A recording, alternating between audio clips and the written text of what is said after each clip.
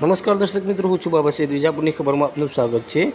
વિજાપુર ખાતે હાલમાં railway station તથા રેલવે લાઇન ફાટકનું નવીનીકરણ થઈ રહ્યું છે. ત્યારે વિજાપુર બસ સ્ટેપથી વિજાપુર જીબી થઈને ટીબી રોડ તરફનો રેલવે ફાટક એપ્રોચ રોડ ઘણા સમયથી ઘણા મહિનાઓથી બંધ છે.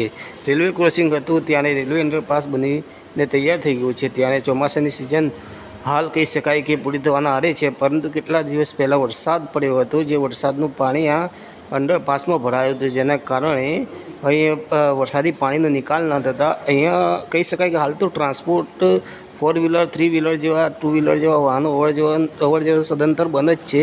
પરંતુ અહીંથી સેકન્ડરી હાઈસ્કૂલ તરફ જવાનો રસ્તો છે, એટલે અહીંથી શોર્ટકટમાં લોકો વિદ્યાર્થીઓ સેકન્ડરી હાઈસ્કૂલમાં ભણતા વિદ્યાર્થીઓ જઈ રહ્યા છે, ત્યાં રાહદારીઓ પણ પસાર થઈ રહ્યા છે. અગાઉ પર જે વકીલ મંડળ દ્વારા જે લેખિતમાં ફરિયાદ કરવામાં આવી હતી, જેથી લઈને વરસાદી પાણી ભરાયાના કારણે લોકો પસાર નહીં થઈ રહ્યા, રસ્તો બંધ છે. પરંતુ આપ જોઈ શકો છો કે વરસાદી પાણી હજુ પણ છે અને કહી શકાય કે જે લોકો નીકળી રહ્યા છે, જે કાદવ કિચડમાં થઈને નીકળી રહ્યા છે, તે કેટલાક લોકો પડી રહ્યા છે, તેવા પણ સમાચાર. રેલવે સ્ટેશન જે નવું બની રહ્યું છે અને રેલવે લાઈનો નખાઈ રહી છે, ત્યારે વિજાપુર શહેરના જે કહી શકાય કે જીબોર્ડ જવાનો રસ્તો જે શોર્ટકટ જે છે, શોર્ટ આઉટ જે છે, ત્યાં કેટલાક લોકો પડી રહ્યા છે. ત્યારે કાકા છે અમારી સાથે, તે પણ આ ગરનાળાના કાદવની અંદર પડી ગયા હતા.